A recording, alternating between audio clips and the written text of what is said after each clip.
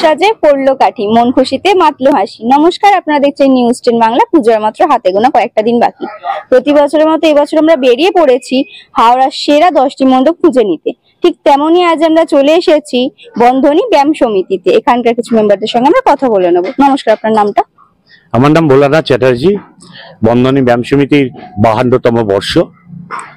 এবারে আমরা যে থিমটা করেছি সেই থিমটা হচ্ছে জারোয়ার দেশে উমাবরণ।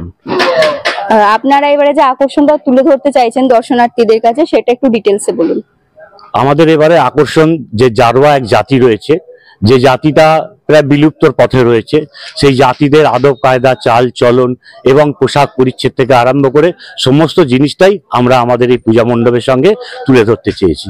আমাদের এই পূজা মণ্ডপটি বিভিন্ন রকমের সব সমাজবন্ধু উপকরণ, অর্থাৎ যেগুলোকে কোনো গাছের বিভিন্ন ফল রয়েছে, সবজি রয়েছে, এছাড়া হোগলা পাতা রয়েছে, নারকেলের খোল রয়েছে, বেল, এইসব বিভিন্ন জিনিস দিয়ে আমরা এবারে পূজা মণ্ডপটাকে তৈরি করেছি।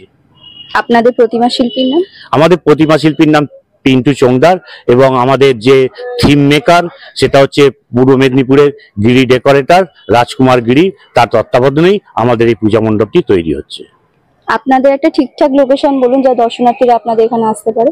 আমাদের ঠিকঠাক লোকেশন বলতে, যদি কোনো দর্শনার্থী হাওড়া ময়দান থেকে আসে তাহলে টুয়ার্ডস পার্বতী অথবা পেট্রোল পাম্প, গৌরীমাঠ পেট্রোল পাম্পে নেবে, লেফট সাইডে আসবে।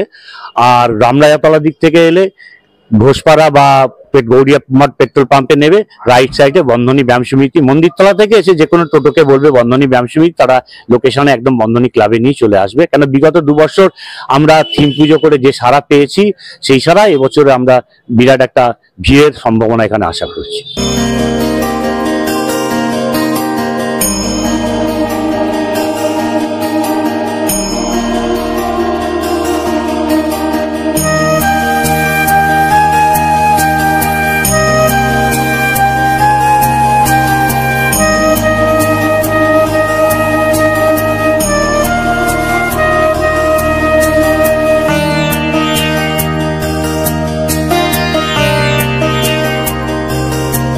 তো আপনারা নিজেরাই শুনে নিলেন ওনাদের মুখ থেকে লোকেশনটা।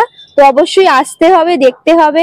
আর পুরো আরো পুজোর জন্য আরো নতুন নতুন কিছু আপডেট পাওয়ার জন্য নিউজ 10 বাংলাকে লাইক, কমেন্ট, সাবস্ক্রাইব করতে হবে। ক্যামেরা দেবরূপের সঙ্গে আমি সম্প্রীতি, নিউজ 10 বাংলা।